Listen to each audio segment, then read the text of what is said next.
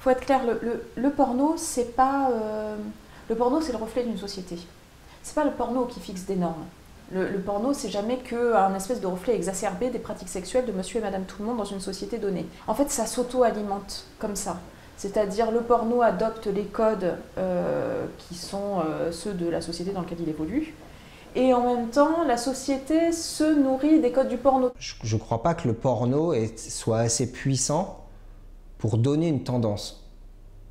Je crois vraiment que les filles, depuis quelques décennies maintenant, se rasent sous les bras, s'épilent sous les bras, s'épilent les jambes, se rasent les jambes, et puis finalement, au milieu, qu'est-ce que je vais faire? Moi, je rase tout.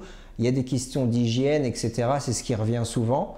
Je ne suis pas sûr que le porno ait vraiment un rapport là-dedans. Le début de l'épilation intégrale, ça date des États-Unis, c'est parti des États-Unis et ça date du milieu des années 90, je dirais. Dans les années 90, on est en pleine période de l'aérobic, du culte du corps.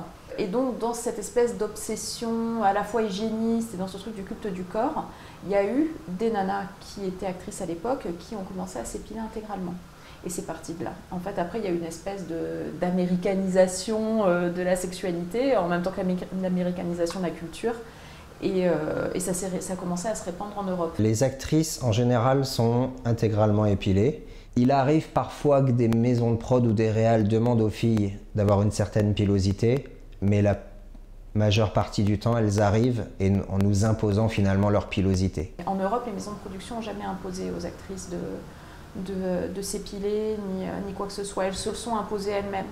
Je dirais qu'au début, c'était un truc un peu coquin que de s'épiler. C'était un truc un peu excitant parce que c'était pas la norme. Et petit à petit, c'est devenu la norme. Actuellement, je vois souvent des filles arriver quand même au moins 8 sur 10 sans poils.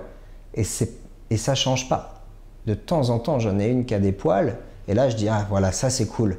Parce que quand je vais prendre une photo, quand je vais filmer un cunnilingus, quand le garçon ou la fille va écarter la culotte et qu'il y aura un petit peu de poil au-dessus et qu'il va pouvoir faire son cunnilingus, ça va habiller le truc. Visuellement, si je devais imposer un style de pilosité aux filles, ça serait d'avoir au moins 1 centimètre de poil. Franchement, ça serait bien. Moi, l'absence totale de poil, c'est quelque chose qui me pose vraiment problème. Qui me pose problème déjà d'un point de vue esthétique, mais qui me pose problème au niveau du message. C'est-à-dire, ça me pose pas problème si j'ai une ou deux actrices dans un film qui n'ont pas de poil, elles font franchement ce qu'elles veulent. Ce qui me pose un problème, c'est quand toutes les actrices n'en ont pas. Et là, je me dis, mais quel message de norme on donne ?